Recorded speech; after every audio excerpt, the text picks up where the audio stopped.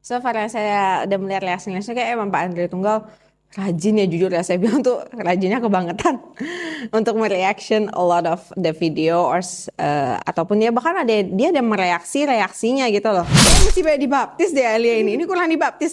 Inilah karena Pak kayak Kak Elia.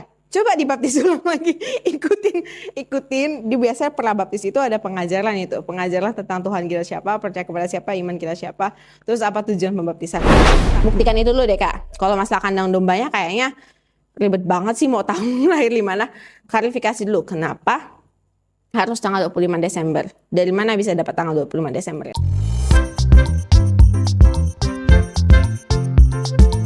Assalamualaikum warahmatullahi wabarakatuh. Ketemu lagi di channel Adama Entertainment, channelnya tentang video Islam dan juga kisah mu'alaf. Sebelum mulai, jangan lupa untuk like dan juga subscribe ya. Tanpa panjang lebar, ayo kita saksikan. Oke, baik. Halo semuanya. Nama saya Jesslyn Tia Lestari. Saya baru mualaf tahun 2024 bulan Februari akhir. Jadi pada saat hari ini saya baru 1 bulan umur mualaf saya ya. Nah, saya saya berpodcast di akun channel Ngaji Cerdas adalah dengan tujuan mengedukasi, education, di mana saya mengimbau teman-teman semua, mari kita lebih literate, mari kita lebih mengarah kepada literasi ketika itu berhubungan dengan memilih Tuhan ataupun memilih agama kita. Karena again, by the end of the time, all of us are very educated people, dan saya percaya kita semua bisa belajar. Itu kenapa tujuan saya untuk mengedukasi. Dan sekali lagi mohon maaf bagi pihak-pihak sebelah, terutama mungkin agama sebelumnya saya, jika merasa tersinggung, jika merasa sedikit berat hati terhadap konten-konten yang saya berikan dalam proses saya mengedukasi kita untuk lebih literate. Mohon maaf saja, saya tidak ada niat atau keinginan apapun untuk menyinggung, menjatuhkan, ataupun menjelekkan agama lainnya atau agama apapun. Semua konten ini diciptakan untuk tujuan edukasi. Again, karena saya percaya bahwa human have to evolve, kita semua orang harus berpikir, terutama bagian keagamaannya kita. Terima kasih. So far yang saya udah melihat reaksinya kayak emang Pak Andre Tunggal rajin ya, jujur ya, saya bilang tuh rajinnya kebangetan untuk mereaction a lot of the video ataupun dia bahkan dia ada mereaksi reaksinya gitu loh. Jadi sampai dia mereaksi reaksinya sendiri, saya juga agak bingung sebenarnya reaksinya itu dia pede nggak sih menyampaikan atau tidak. Nah tapi kalau so far dari reaksi saya terhadap video-video itu adalah it's okay, it's normal for me. Kayak I appreciate pendapat dan opininya dari Pak Andre Tunggal juga. Tapi ya begini, it's a lot of framing ya. Banyak yang memframing kata-kata yang sebenarnya tidak saya katakan, tidak saya masukkan ke situ, tapi dia sebutkan. Jadi seperti dia mentafsirkan kata-katanya saya lah. It's normal for a place to do that. Mungkin dia juga ada ketakutan, fear sendiri, karena kan emang kalau misalnya video kita masukin ke orang, terus kan yang saya lebih banyak dibayarkan video saya itu kayak I ask people to think gitu loh. I don't ask you guys to do something else. I just ask you guys to think, untuk berpikir dan coba melogikakan penalaran imannya kalian terhadap logika kalian seperti apa. Seperti hal itu sih yang lebih ditakutkan ya oleh Pak Andre Tunggal, bisa open doktrin yang sudah ditetapkan. Karena jujur, untuk open the doctrine itu adalah dengan berpikir lebih dahulu. Nah, kalau makin banyak orang yang suggest atau motivate people to think, itu akan memulai jemaat ya sepertinya. Nanti jemaatnya banyak protes kan. Nah, cuma ya so far sih menurut saya normal-normal saya, dan Pak Andre masih di batas yang baik ya, jujur ya. Maksudnya dia masih lumayan sopan menurut saya, masih lumayan oke. Oke, intelektual gitu ya. Masih ada sedikit intelektual ya, tapi again yang dibicarakan kan selama-lamanya itu doktrin ya, dan itu bukan ya istilah itu bukan yang benar-benar firman Allah, tapi hanya doktrin-doktrin gereja. It's normal lah, for me it's fine. Kalau ada kesempatan untuk diskusi gitu langsung sama beliau tatap muka. Katanya beliau ada ngajak ngopi atau something, tapi hilang, nggak ada kabarnya. Oh, ajak beliau aja. Katanya di salah satu video kan banyak ya reactionnya. Saya nggak nonton sampai semua, maksudnya saya nggak update banget. Jadi kalau yang ada muncul di beranda saya baru pop up saya lihat. Tapi katanya di salah satu videonya dia ada ngajak yang ngopi. Dia kalau debat dia katanya nggak mau, it's fine. Tapi kalau dia mau ngajak ngopi, I'm open up gitu loh. Dibanding bapak ngomong dengan video, mendingan bapak ngomong dengan saya kan. Kasian banget ngomong dengan video saya. Nggak apa-apa sebenarnya kalau ngopi-ngopi kayak gitu. Asalkan just bring a representative lah, supaya tidak ada ya kesalahpahaman or anything. Just bring representative, satu untuk Pak Andre, satu untuk saya. Berarti Cijes ini siap ya kalau tatap muka langsung ya. Malahan better gitu loh dibanding Bapak bikin reaction terus kan. Iya. Kayaknya yang better Bapak ketemu saya kayak lebih enak ya nanya Iya yang langsung ya. iya kayak things that you want to ask Karena yang itu beliau persepsi. bilang apa Cijes dibaptis 7 kali gitu. Itu gimana itu? Kalau yang masalah itu berarti Bapak kayaknya Bapak main kurang jauh sih Bapak. Bapak harusnya agak main lebih jauh nih. Contohnya kayak gini. Misalnya kayak membaptis 7 kali gitu.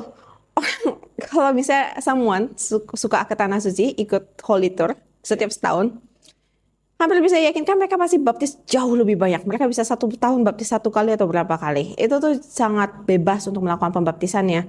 Terutama nih di Kristen ini ada, kalau kemarin kan pasti saya di Ayah. Kalau lengkapnya ntar nonton di Ayah Sofia aja, kayak itu lebih lengkap di situ.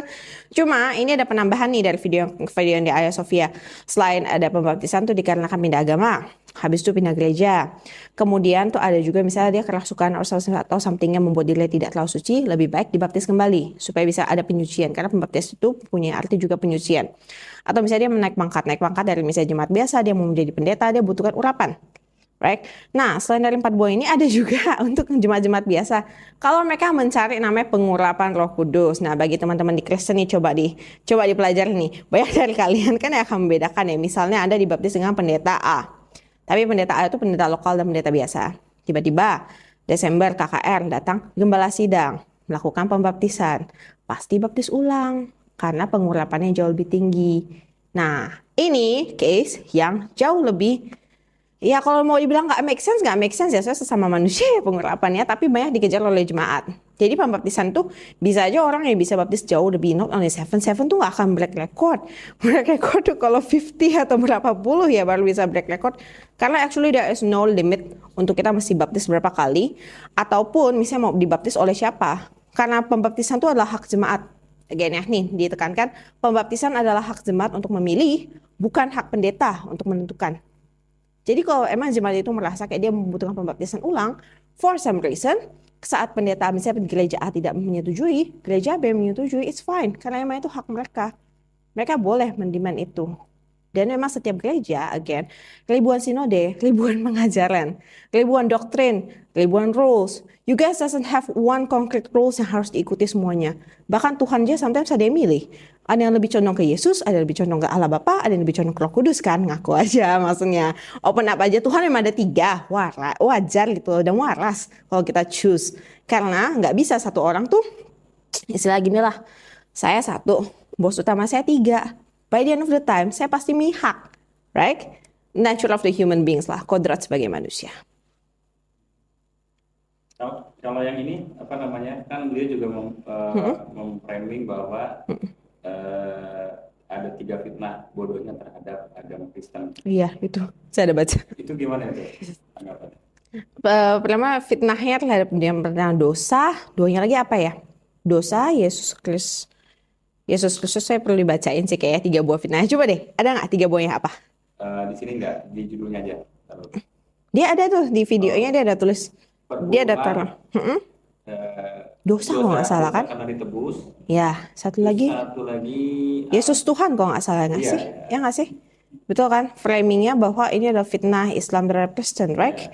Nah, pertama, framing pemfitnahan Yesus adalah Yesus bukan Tuhan. Betul nggak sih?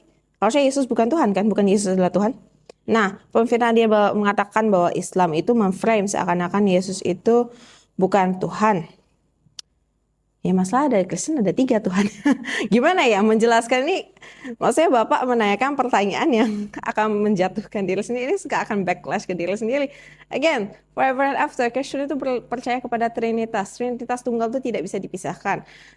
Alpha dan Omega, 3 menjadi 1, 3 pribadi dalam 1 kesatuan, right? Nah, itu tidak akan pernah bisa dipecahkan. Oleh karena itu, Yesus bukan Tuhan itu very wajar dan very logic gitu loh. Karena Yesus masih berdoa kepada Allah Bapa. Bahkan di saat-saat momen terakhir, Yesus meminta untuk cawan ini disingkirkan dari hadapan dia. Cawan itu di mana itu adalah pensaliban. Jadi kalau Yesus berdoa kepada Tuhan, berarti Yesus Tuhan nggak? Kalau Tuhan nggak perlu minta apa? Sesimpel itulah. Jadi kalau misalnya mau mengatakan framing adalah Tuhan di saat momen-momen terakhirnya, kalau memang Tuhan menghendaki dirinya, misalnya dirinya ya bilang Yesus memang Tuhan, ya dirinya memang Tuhan, gak usah minta Bapak. It's your right, semua tuh kita berhak, sebagai Tuhan tuh berhak. Jadi dia tidak perlu meminta, dia tidak perlu berdoa, dan dia tidak perlu sujud, dan tidak perlu untuk menunduk kepada Allah Bapa. Karena tidak ada Tuhan, tidak ada the kings of all kings yang bow to another king. Because they are kings, right? Nah itu yang pertama ya, untuk Yesus bukan Tuhan. Yang kedua, tentang perpuluhan. Jujur kalau misalnya Bapak baca di Alkitab sendiri, perpuluhan itu sebenarnya memang tidak untuk semua pendeta, Pak. Itu hanya untuk Bani Israel, kaum Lewi. Pertanyaannya, saya simpel nanya Bapak. Bapak di keturunan darah Bapak, siapa orang Israel? Nah, kita cek dulu Pak Andre. Bapak kakek buyut-buyutnya itu, kalau kita kan sama Chinese ya Pak ya. Kalau Chinese sama Israel jauh Pak tempat lokasinya Pak. Kemungkinan darah kita ada darah Israel tuh agak minim ya. Kemungkinan kita tuh Chinese daratan dari sana. Jadi udah pasti kita bukan Bani Israel. That's the first thing. Secondly, Bani Israel barulah yang bisa menamakan namanya suku Lewi yang berhak untuk mendapatkan perpuluhan, dan hanya suku Lewi. Karena again Yesus Kristus, Nabi Yesus itu hanya dikirim bagi Bani Israel.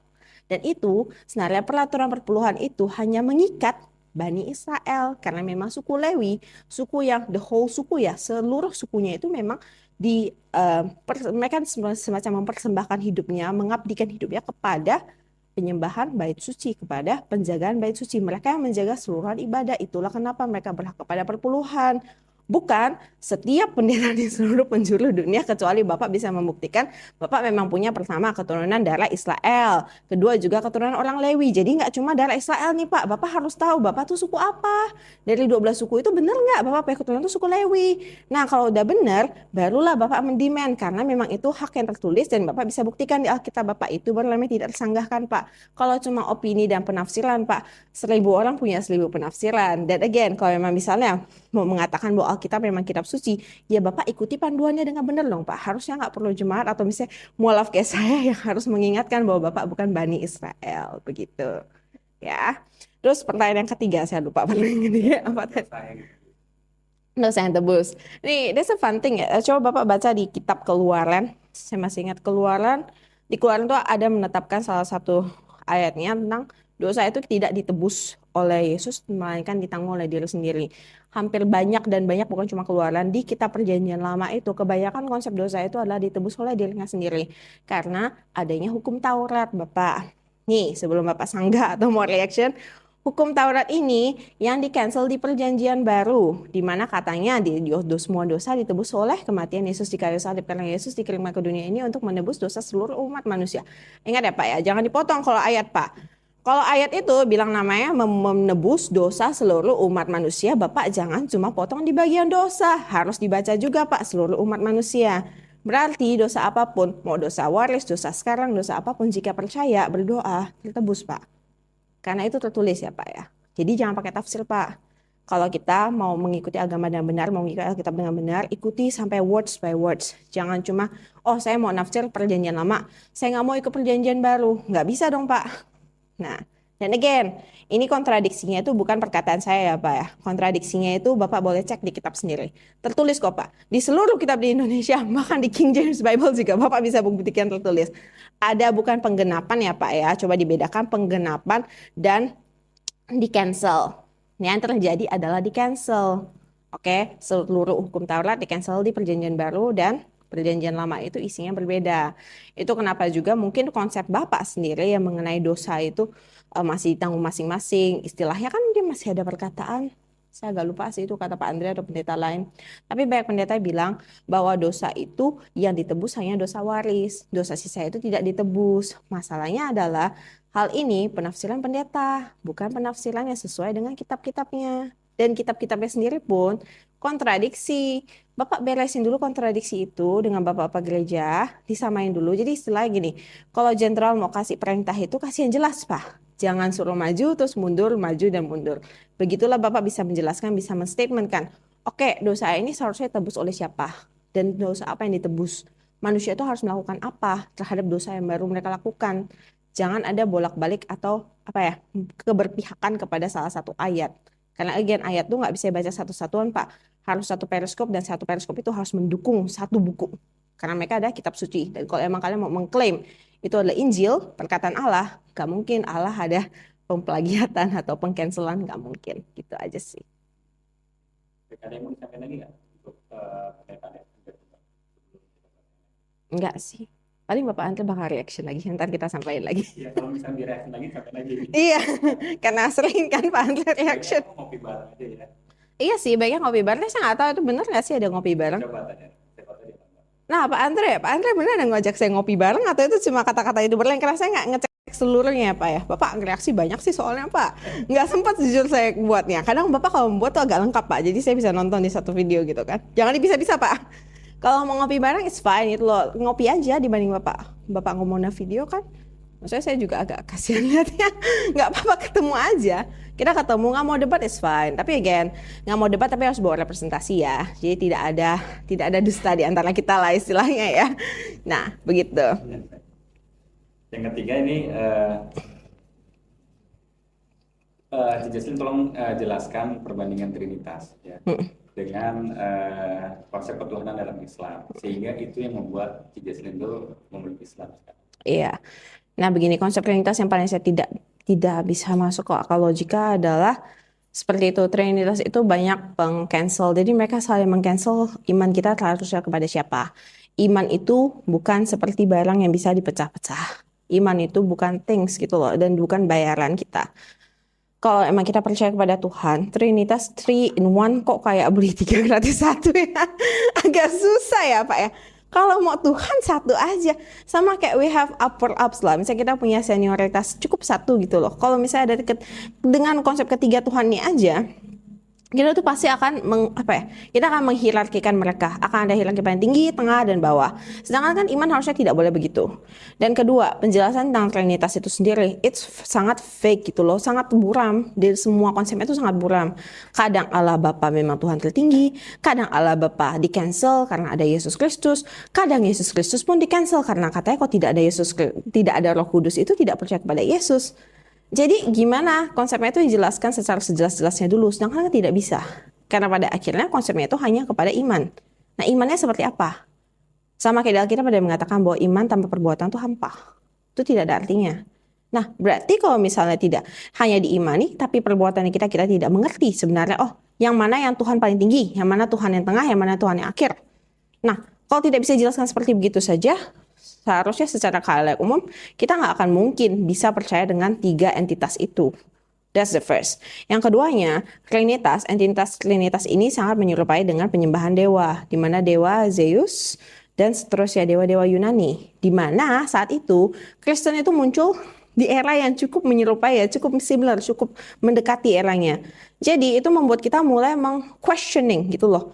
Benar nggak sih Trinitas ini? Atau jajan Trinitas Christianity itu memang ada terpengaruh budaya. Karena kan biasa agama ada pembawaan budaya sedikit ya. Budaya ada di-adopt. Jangan-jangan ada di-adopt. Dan jangan-jangan adopsi ini yang membuat konsep Trinitas ini sebenarnya jadi kemana-mana. Karena tidak tepat. Nah kalau kita belajar ketuhanan aja nggak tepat, nggak usah belajar lain ya. Udah pasti sesat. Gitu ya. Udah pasti sesat. Nah itu yang pertamanya. Habis itu yang keduanya. Di konsep Trinitas ini, kan pengajaran kalau dalam Kristen itu, jujur kalau kita untuk khalayak umum membaca Alkitab itu sangat rumit. Karena perkataannya, metaforanya, perbolanya, ataupun dialognya, dan ucapannya semuanya itu bukan kata-kata yang memang sering dipakai pada umumnya. Dan kata-kata itu susah untuk ditafsirkan. Nah penafsiran ini kita biasanya bisa mendengar di gereja. Sedangkan bapak-bapak gereja itu sudah punya doktrinnya masing-masing. Dan mereka tuh membelah ayat itu benar-benar membelah sesuai dengan tujuan dan maksud topiknya mereka. Apa beda dengan saya dengar dengan motivator? Motivator juga sama. Mendingan saya dengar motivator dibanding saya dengar itu. Nanti saya sembah salah Tuhan kan lebih bahaya lagi ya. Jangan-jangan Tuhan yang saya sembah itu setan.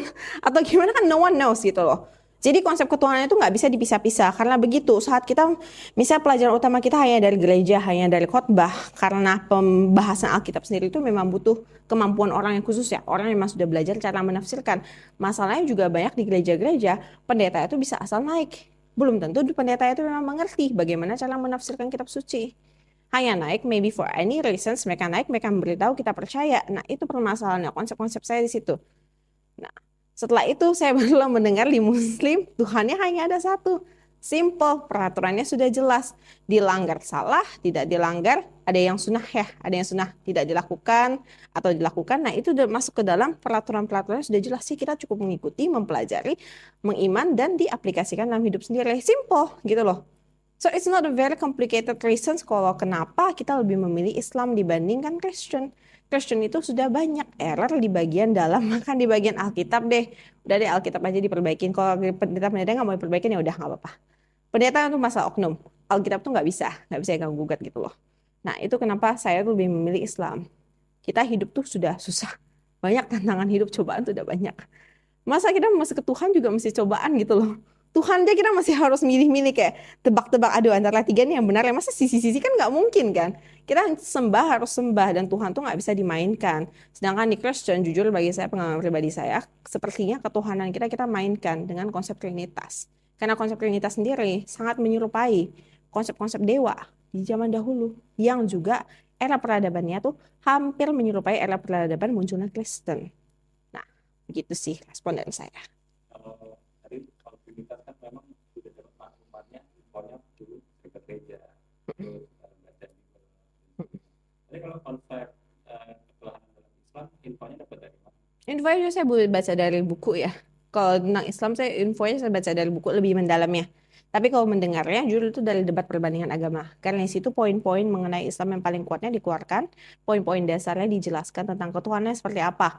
Kenapa Tuhan hanya harus satu dan kenapa Tuhan hanya ada Allah dan kenapa Allah tidak mempunyai wajah atau muka atau peranakan bentuknya seperti apa. Nah itu saya paling dengar paling jelas dari debat. Tapi inti-inti keislamannya seperti apa, syariat-syariatnya, hukum dasarnya kita, bahkan dosa-dosanya kita melakukan dari dosa kecil sampai dosa besar, memang dari buku. Kaitan dengan pembahasan tadi, kan ada ayat atau apa itu ini bilang ini, jika Yesus itu Tuhan, mengapa di kayu salib ia berseru minta tolong kepada Allah? Eli lama sabatani. Ini nggak, itu bisa merontokkan keimanan waktu dulu nggak?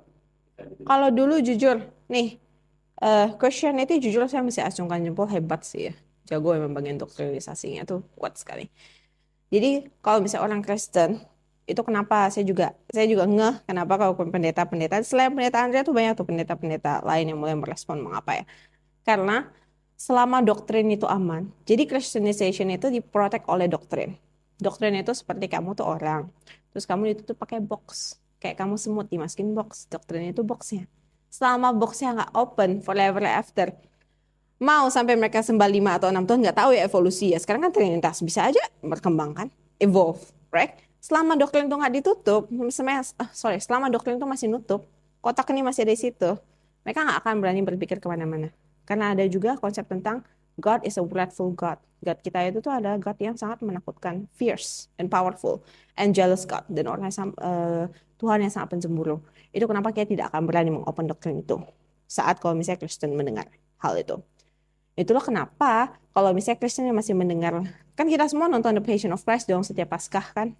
Kita nonton Passion of Christ, kita melihat sejarahnya Yesus sampai disalibkan seperti apa, bahkan sampai dari titik akhirnya yang dia meneriakkan Eli, meminta tolong kepada Allah, meminta tolong kepada Tuhan untuk menyingkirkan.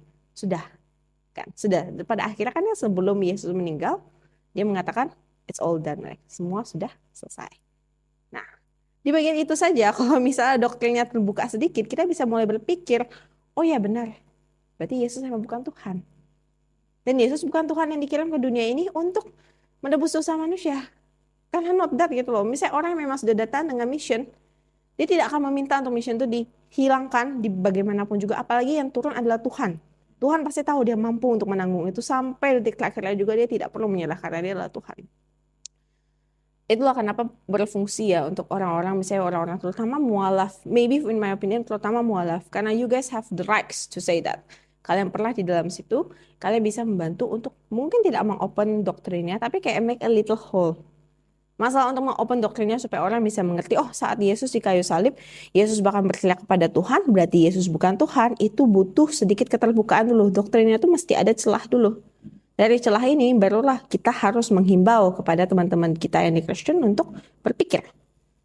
Karena we can only give you, kayak kita cuma bisa kasih kamu sampan atau kasih kamu jalannya. Tapi masalah kamu mau menjalani atau tidak itu akan tergantung kepada pribadiannya sendiri. Itu kenapa hampir di semua sisi ya, Christian people in special harus banyak berpikir. Berpikir itu harus dikedepankan. Jangan cuma hanya mendengar, oh karena pendeta saya mengatakan gini, karena doktrin gereja saya begini, terus diikutin.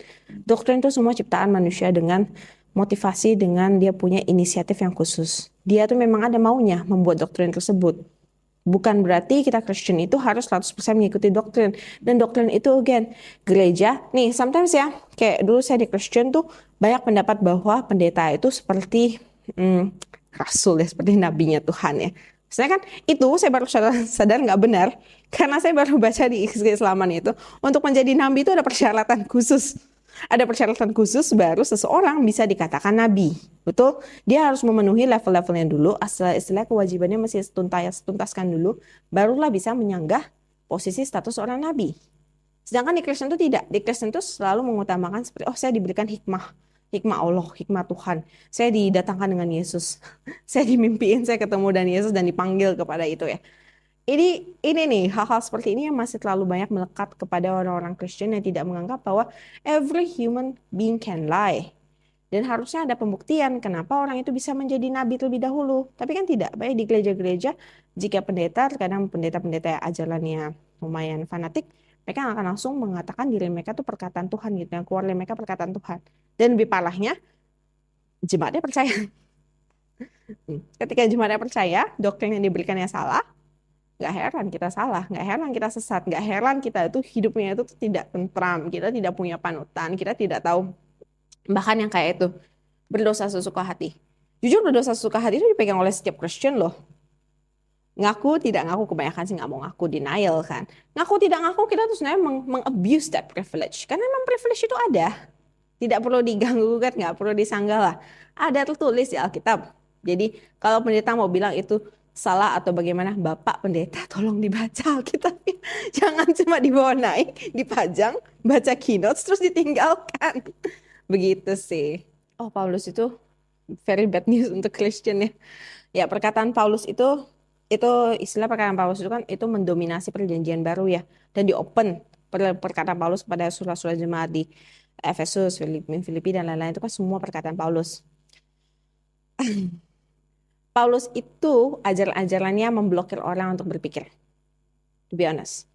Jadi kita diajarkan untuk percaya dengan cara apa? Ditanamkanlah fear, ditanamkanlah yang namanya berita-berita yang sebenarnya belum bisa dikonfirm tapi dimasukin ke dalam Alkitab, karena itu perkataan Paulus dimasukkan ke dalam situ dan dijadikan kata itu firman Allah. Padahal sebenarnya yang menulisnya adalah surat-surat Paulus yang juga nabi. Nah, kita ngomongin masalah Paulus nih, there's something interesting nih. Coba kita pelajari. Oke lah, kita nggak mau berpikir tentang yang Paulus bilang perkataan Injil-Injilnya tuh yang mana yang salah, yang mana yang benar. Kita nggak mau ngomong ke situ. Mari kita bahas tentang pribadinya dulu. Yang menulisnya Paulus. Yakinkah Paulus nabi? Pastiin dulu Paulus itu nabi atau tidak. Paulus itu berasal dari background yang membenci Kristen. Dia itu pembunuh, pendusta, semua dosa-dosa besar itu dilakukan oleh Paulus gitu loh. Dilakukan oleh Paulus, terus satu hari, dan Paulus itu nama sebelumnya bagi yang nggak tahu namanya itu Saulus. Dia hanya berganti nama dari Saulus ke Paulus. Orang Kristen ganti nama bukan berarti jadi nabi ya. Tolong dipahami. Karena banyak loh. Banyak dulu juga saya jemaat-jemaat tuh kalau misalnya mereka suka mencontoh misalnya orang berdosa. Kan banyak ya orang-orang misalnya dia pengakuan dosa atau ke gereja dia mengatakan hidupnya dulu tuh seperti apa. Parah sekali, terus tiba-tiba katanya dapat terang Tuhan seperti Paulus. Pas dulu saya mendengar masih kayak oke lah, mungkin dia insyaf ya, mungkin dia tobat. Tapi habis kita perkirakan, bagaimana Paulus tuh bisa bertobat? Siapa yang bisa mengkonfirm Paulus itu sebenarnya tidak under any kind of misalnya evilist thinking atau misalnya dia dimasuki roh apapun, karena tidak ada pembuktian. Again, ini baru bisa kita tahu saat saya masuk Islam ada persyaratan untuk menjadi nabi. Nah, sepertilah kisahnya, bagaimana kan kisahnya ini sangat menginspirasi kita bahwa kita itu sebagai umat muslim, dengan adanya video ini kita itu menjadi terinspirasi bahwa kita itu bisa lebih baik lagi. Dan dengan video ini juga mungkin kalian juga yang mungkin non muslim ya, yang menyaksikan ini, kalian juga mungkin ada gambaran seperti apa bahwa agama Kristen itu tidak selalu misalnya benar ya, karena banyak juga kontradiksi di sini bahwa agama Kristen, agama non-Islam misalnya gitu ya, jika orang-orang mereka itu mualaf itu karena apa, kebanyakan itu mereka itu tahu bahwa Islam itu adalah agama yang benar, agama yang lebih masuk akal daripada agama-agama lainnya.